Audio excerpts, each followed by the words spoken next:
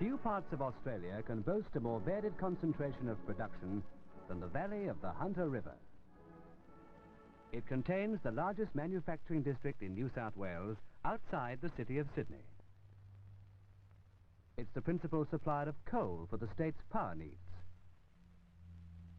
It provides a quarter of the Milk Board's total requirement for Sydney and Newcastle. Its wool makes a useful contribution to the national trade balance. It figures largely in the home and export meat trade. It produces some of Australia's finest table wines. Its thoroughbred racing stock is well known throughout the sporting world. It markets a wide miscellany of farm and garden produce. If you look at the map of New South Wales, you will see that the Hunter Valley is a coastal river basin extending inland some 160 miles from the sea at Newcastle. It's formed by a western arc of the Great Dividing Range, together with spurs from the north and south, which tend to mark the area into two parts, giving rise to the terms the Upper Valley and the Lower Valley. The southern boundary is mostly rugged and mountainous, giving way to low hills and undulations on the west, which rise slowly to the Liverpool Range, where some peaks reach 3,000 feet, the withered stumps of ancient volcanoes. On the east, the Mount Royal Range rises impressively to Barrington Tops, where Carey's Peak exceeds 5,000 feet. Then it drops abruptly to the lower southern and eastern ridges. The Hunter rises in the Mount Royal Range and flows southwest by way of Aberdeen and Muswellbrook to Denman, then easterly to Singleton, Maitland, Raymond Terrace, Hexham and the sea at Newcastle. Its principal tributary in the Upper Valley is the Goulburn River, flowing from the Great Dividing Range. In the Lower Valley, it receives the Patterson and Williams rivers, which rise in the Mount Royal Range. With the further assistance of many lesser rivers and creeks, it drains the largest basin on the New South Wales coast, roughly 7,000 square miles. Through many centuries, these streams, sometimes a mere trickle and sometimes surging torrents, have carved a once extensive tableland into endless ridges and undulations, depositing much of the washed-out soil in the Lower Valley, whose broad flats rank among Australia's richest farming lands.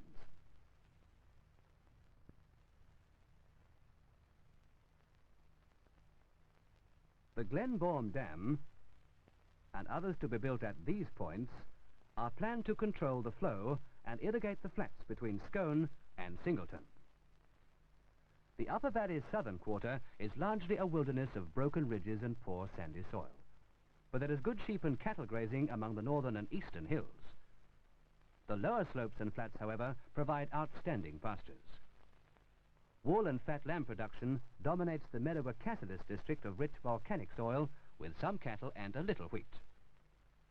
Beef cattle graze in the upper Goulburn Valley. Sheep, cattle and bloodstock thrive on the loamy pastures of the Scone, Muswellbrook, Singleton district. Some wheat is grown near Scone. Dairying is well distributed throughout the riverlands in both the upper and lower valleys, with fodder crops and vegetables mainly on the lower valley flats. The Pacolbin district near Cessnock is noted for its vineyards and wineries. There are some orchards in the Patterson River hills and among the southern slopes. Some timber is milled below the range. The Chichester Dam supplies water to Maitland and Newcastle districts. Additional water is pumped to Newcastle from the vast underground catchment in the Tomago Sands. The railway from Sydney to the New England area passes through the valley, with branches from Maitland to the north coast and Cessnock. A branch from Muswellbrook serves Denman and Merriwa. It crosses the Liverpool Range near Murrurundi.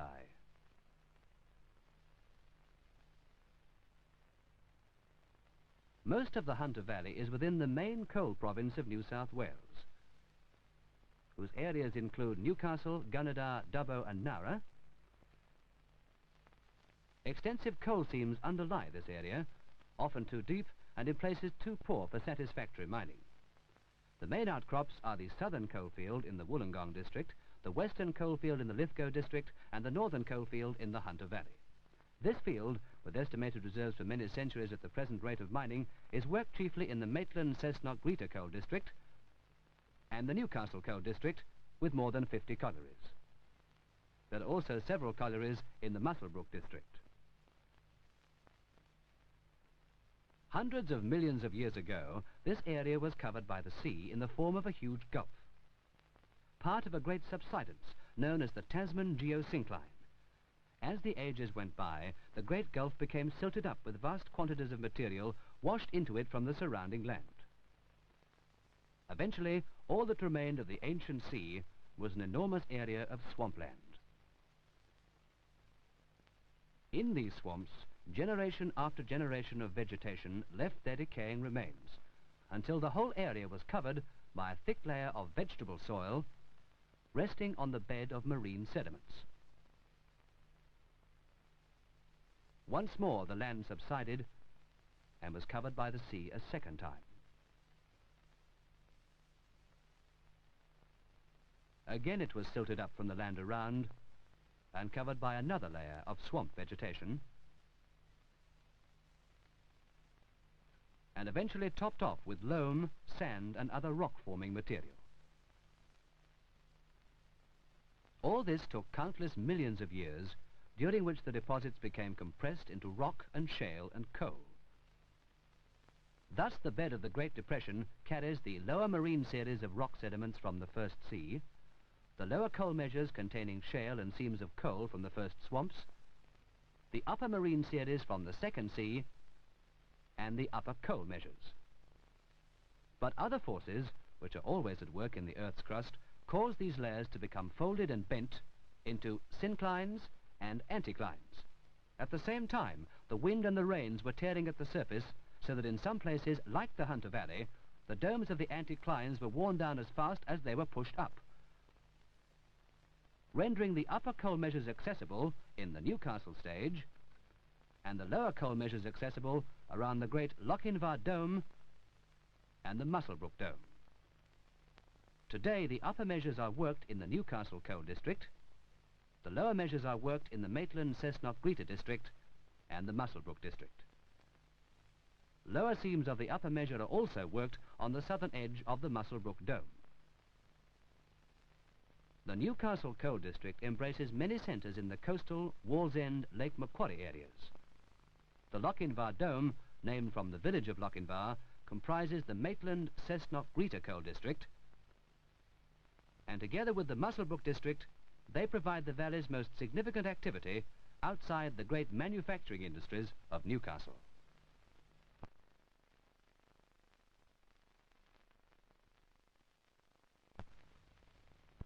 Now let us examine this great valley, starting at the headwaters of the Hunter River. Here, the Mount Royal Range rises towards the high and heavily forested Barrington Plateau. From the northern end of the Great Forest Reserve, the river emerges at Hunter Springs, at an altitude of about 4,000 feet. Sheep and cattle graze on the steep slopes and partly cleared mountain top.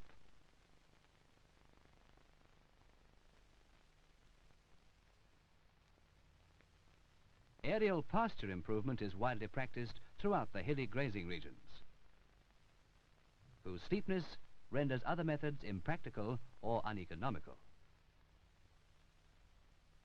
Fertilizer and grass seed, mixed together, are skillfully dropped to a pattern with excellent results.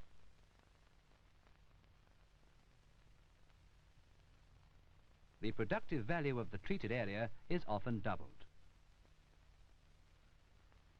Two planes working together keep the ground crew constantly active.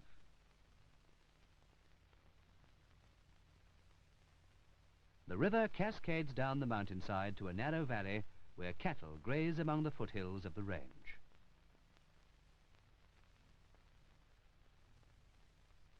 By the time it reaches the picturesque village of Moonan Flat, it has become a sizable stream. Near Beltrees, Stewart's Brook comes in from the slopes of the Mount Royal Range, where stringy bark and blue gum logs are sawn in a mountain mill. The valley broadens into rolling sheep and cattle lands at Beltrees. Here we see a fine example of a homestead built shortly after the turn of the century. The locality suits Aberdeen Angus cattle, a breed noted for prime beef.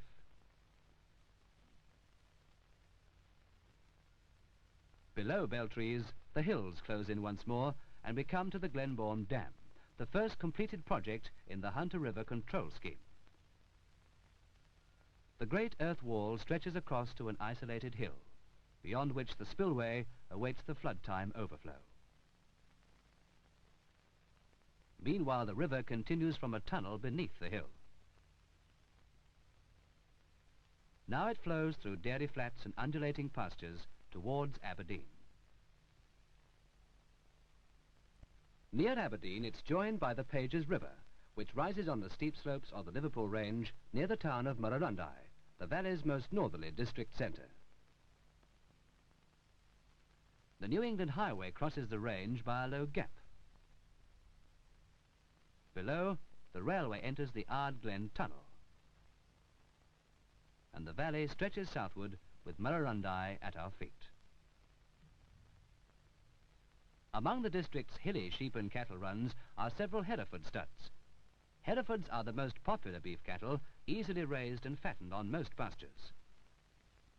The horns of show bulls are trained downward with weights.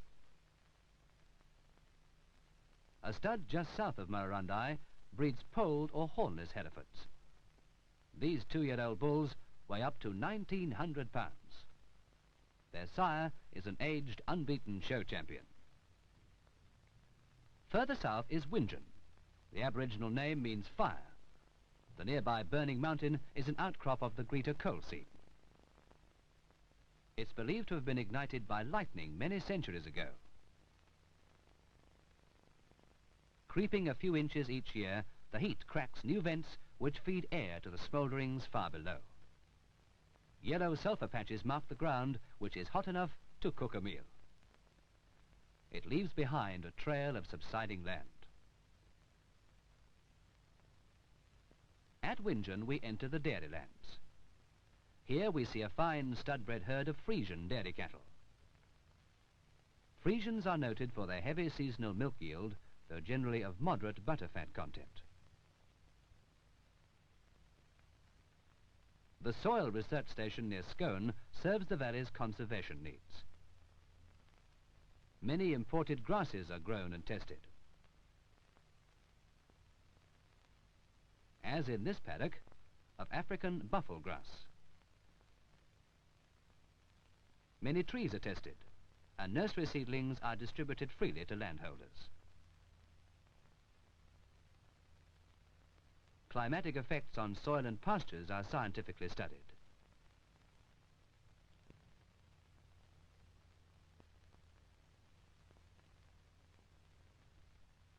In the laboratory, we see a soil testing machine in operation. Field work includes the laying out and building of anti-erosion contour banks. This machine sets out furrows to guide the bulldozers.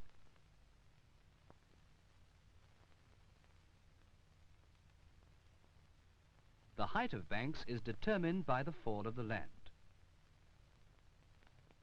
The work is provided at cost price to applicants. And here is a sample of finished contour work.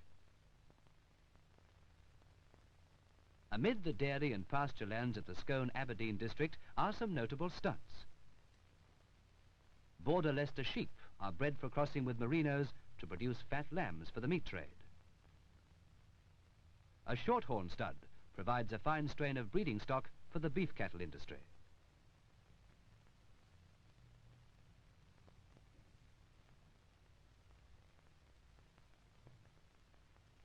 Racehorse studs are the feature of the district.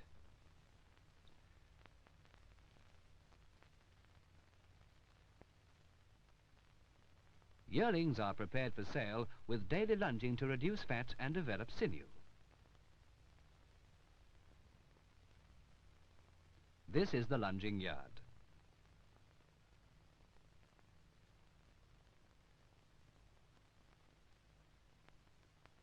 Sedgenhoe is one of the valley's historic landmarks. From this old homestead, Alan Cunningham set out in 1827 on his most rewarding expedition, when he discovered and named the Darling Downs. The event is recorded on a tablet at Scone.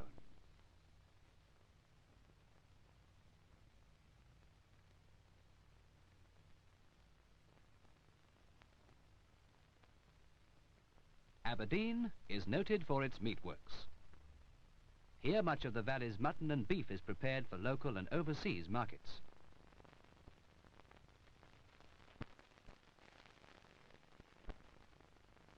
Just south of Aberdeen is the Milk Board's artificial breeding station for the dairy industry. The process enables each service from a sire to be distributed among 200 cows. Breeding material from selected sires of all leading dairy strains goes to many parts of Australia besides the Hunter Valley and even overseas.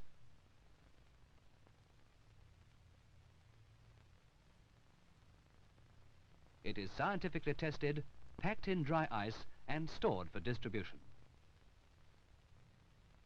Irrigation by underground water is widely used throughout the dairy flats. River water penetrates gravel beds about 50 feet below the surface. Large wells contain electric motors which pump the water to hydrants throughout the property.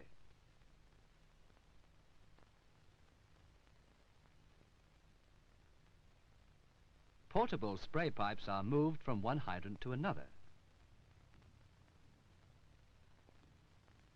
Lucerne is largely grown as a pasture. The surplus is cut and stored in bales.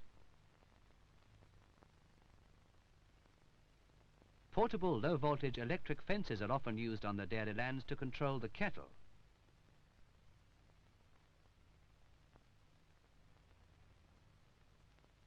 Near Musselbrook, we see a fine stud-bred herd of Jersey dairy cattle. Jerseys are noted for a consistent, well-balanced yield of milk and butter fat, a most popular dairy breed. The cows are milked in a typical 6 or 8 bale dairy. Hygiene is guarded by regular government inspection.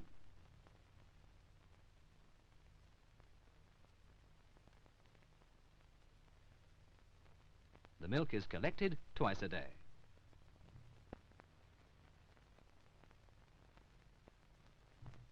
At the local cooperative milk depot, much of it is prepared for delivery to the milk board. The balance passes through this dehydrator, which makes powdered milk, largely for export.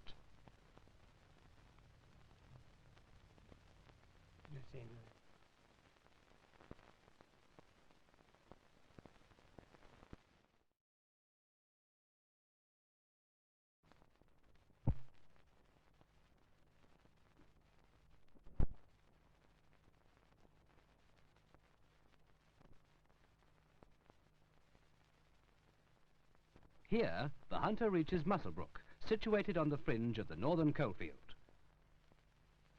The coal company's nearby open-cut mine works 2 large seams which can be seen at different levels. Both are divisions of the Greta seam in the lower coal measures. Adjacent is the Electricity Commission's 3.5 megawatt power station. This is the coal company's tunnel mine, whose workings penetrate the seams up to 3 miles. Skips are drawn from the mine by an endless cable.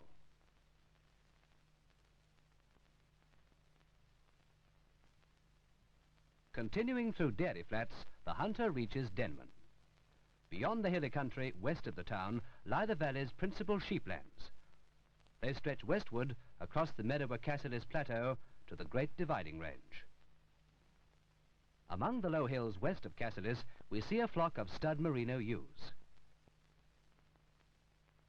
Together with these magnificent 2-year-old rams, they typify the district's breeding stock.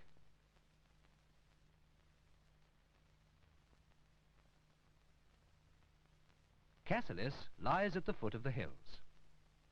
Near the town is Dalkeith, where extensive research in scientific animal husbandry was conducted by the late Sir Frederick McMaster. His gifts to pastoral science include the McMaster Laboratory of the CSIRO at Sydney University.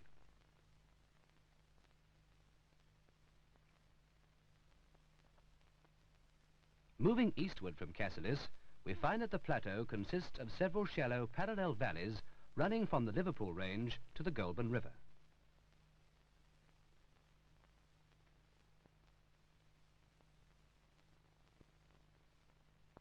They alternate with low park-like ridges.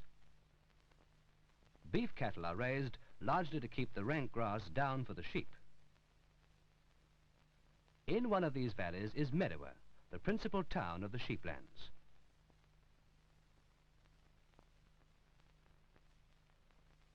On a property among the hills to the north of Meadower, sheep are being mustered for shearing.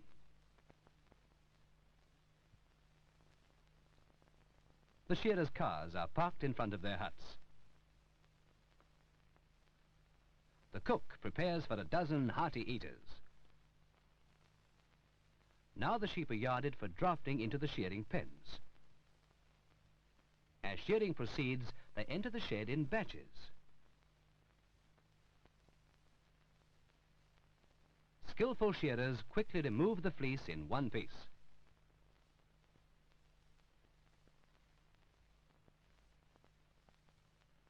The great fleece is thrown across the table for trimming and classing.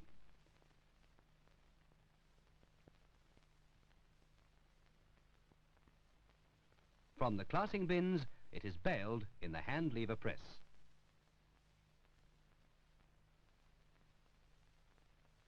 Leaving the sheep, we move southeast into the hill country west of Denman. Here we come to Sandy Hollow on the Goulburn River. The Goulburn skirts the rugged country of the upper valley's southern portion. Among these sandstone ridges, the Widden Valley penetrates southward for some 20 miles. This valley, through which flows the Widden River, a southern tributary of the Goulburn, is one of the most picturesque locations on the Hunter Basin. Its properties include several thoroughbred racehorse studs. Many of these mares, seen here with their foals, have fine turf records.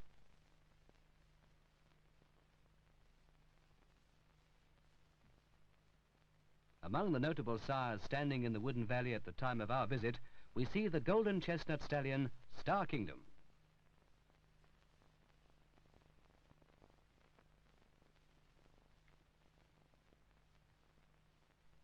The King Ranch Plain calls in at their Widden Valley property. King Ranch breeds Santa Gertrudis cattle, a type developed in Texas, USA, from Asiatic Brahmas and Shorthorns. This aged bull from Texas weighed 2,900 pounds in his prime.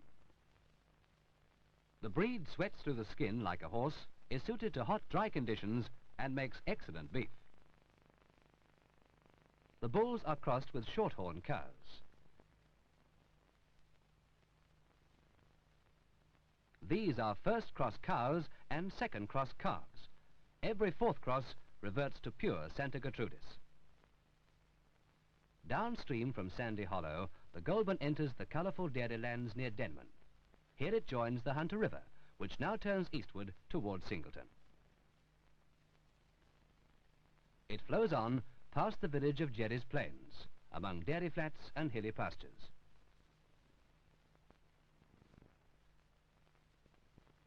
Now it's joined from the south by the Wollombi Brook, better known to old-timers as the Cockfighter.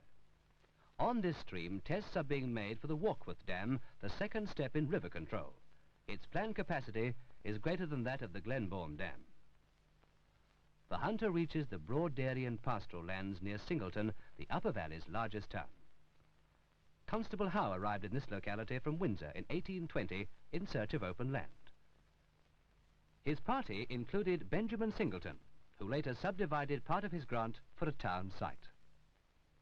The surveyors used the name of Sydney streets, which still persist.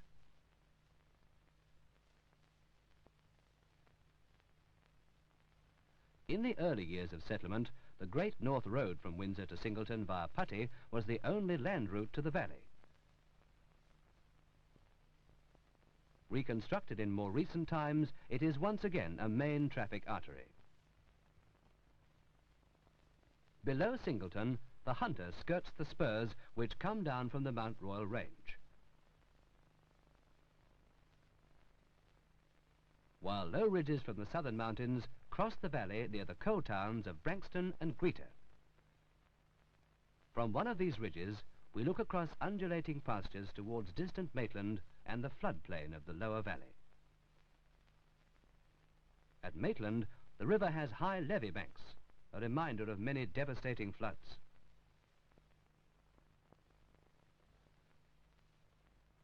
This spot was once a mere stopping place for bullock teams moving inland from the port of Morpeth. Now, the city of Maitland is the valley's largest rural centre.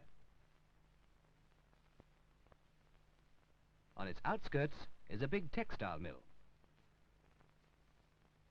A private railway, founded by coal interests to serve the mines, operates from Maitland. Its distinctive engines with full-length side tanks are familiar on the coalfields. It also provides passenger and freight services to the coalfield town of Kurri. And the valley's chief coal centre, Cessnock.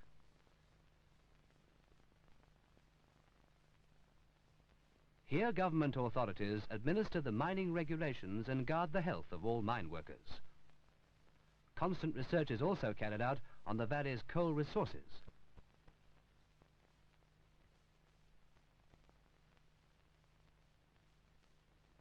This involves the sinking of exploratory bores on many locations.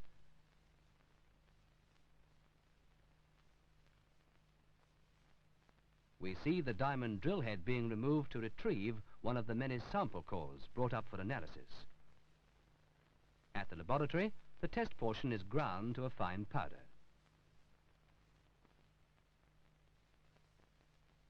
A measured quantity is weighed and tested for ash content, sulfur content, and heat value.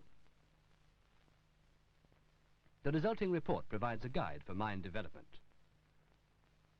This model, actually upside down, shows the number of bores drilled in one locality. The base represents sea level from which the bores are measured downward. Markings on the rods show the extent and trend of the seams.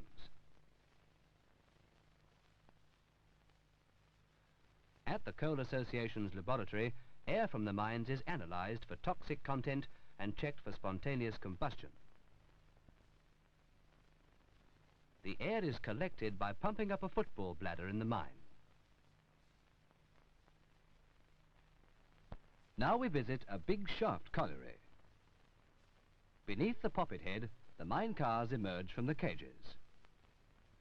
They are tipped on a belt which conveys coal to the washing and grading plant.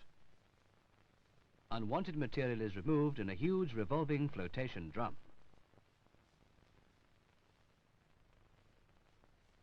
Under violent agitation, the coal moves to the washing jets and grading screens. It is then loaded for delivery according to size. This is an all-electric tunnel colliery. The coal comes from the working face on belts. The cable track is for men and materials. All mines have their own rail trucks which are serviced in the mine workshops. Colbin, near Cessnock, is the valley's chief wine district. Many types of grapes are grown about the hillsides. Annual pruning reduces the vines to 2 laterals with 6 buds each. This gives the best yield. The crop is processed in 8 wineries, or cellars as they're locally called. This press uses mechanical pressure. A new method inflates a rubber bag among the grapes in a revolving perforated cylinder. The juice runs to settling tanks beneath the floor. Clear wine is drawn off to maturing casks under temperature control and periodically turned by piping from one cask to another. In these vats, dark grapes are fermented in their skins to make red wine. Some special table wines are made in pressure tanks. The Maitland to Morpeth district contains the valley's most intensely cultivated area of river flats. Here, countless floods have settled a bed of deep loam rich enough to support a high rate of crop rotation. Vegetable growing predominates in the locality.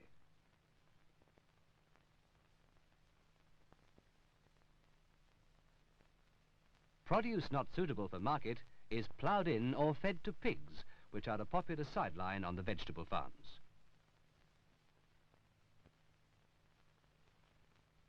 Sorghum is largely grown for fodder use. Corn is cultivated in many places. These are bales of millet, familiar in the household broom. The river becomes navigable at Morpeth, once the principal port of the inland area.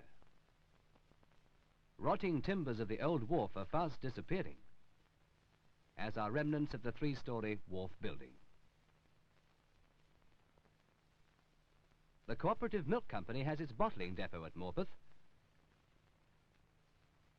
Here we see the empty bottles passing into the washing machine. Completely sterilized, they move on to the filling section. The process is completed in one continuous movement, which only occupies 2 or 3 minutes from start to finish. The Patterson River joins the Hunter close to Morpeth, and 7 miles downstream the Williams River comes in near Raymond Terrace. Both these tributaries rise in the Mount Royal Range at the southern end of the Barrington Tops.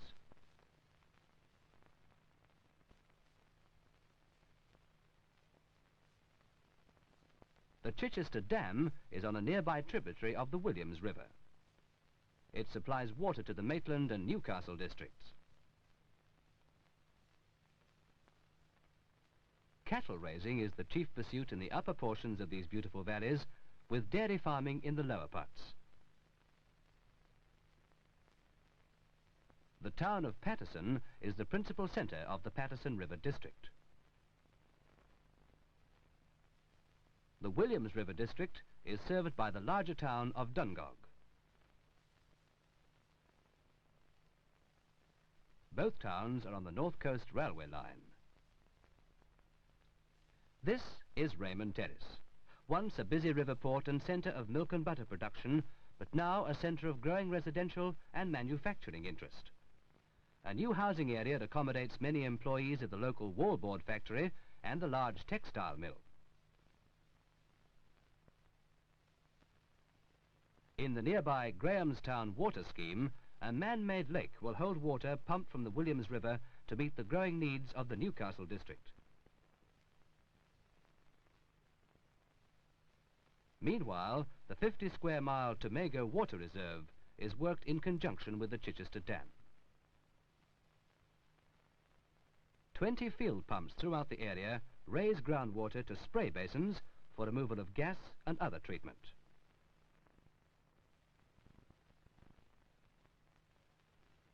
Secondary pumps drive it to Waratah Reservoir, where it enters the Newcastle reticulation system.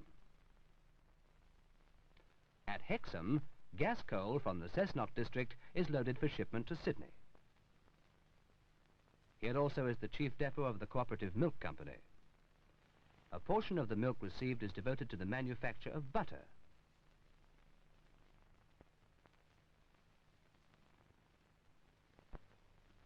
Cheese is also produced. Southeast of Hexham, in the Newcastle Coal District, we see the high-speed electric winding gear of a modern colliery. It raises and lowers the cages over 700 feet in a few seconds.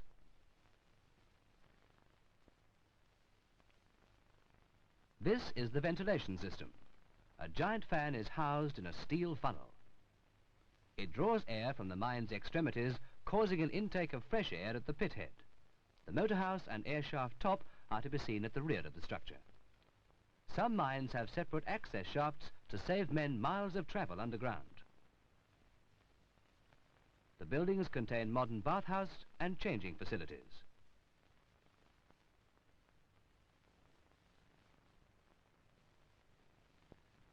Below Hexham, we enter the Newcastle Metropolitan District and the valley's chief manufacturing area, which is also its largest employment and profit-earning factor.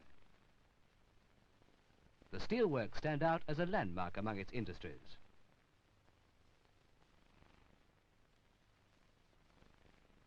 Shipbuilding is a well-established industry. Diesel-electric locomotives are built in local workshops. And all kinds of heavy castings, such as this hydroelectric valve. Wire ropes of every description are made.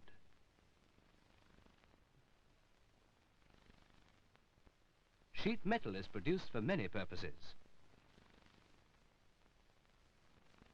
Industrial chemicals and agricultural fertilizers are manufactured.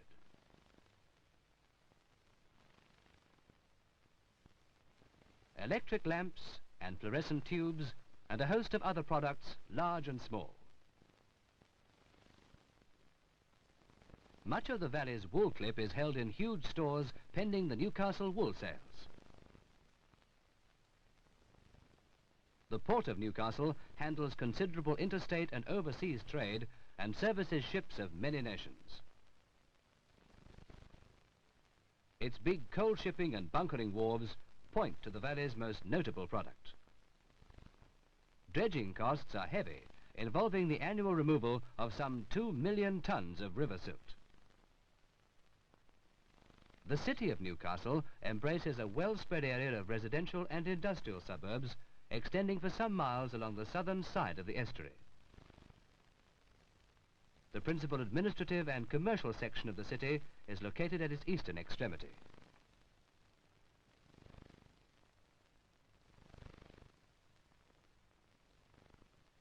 Not far from this point is the seafront, where Lieutenant Shortland's men found coal in 1797 while examining the estuary of a then unnamed river.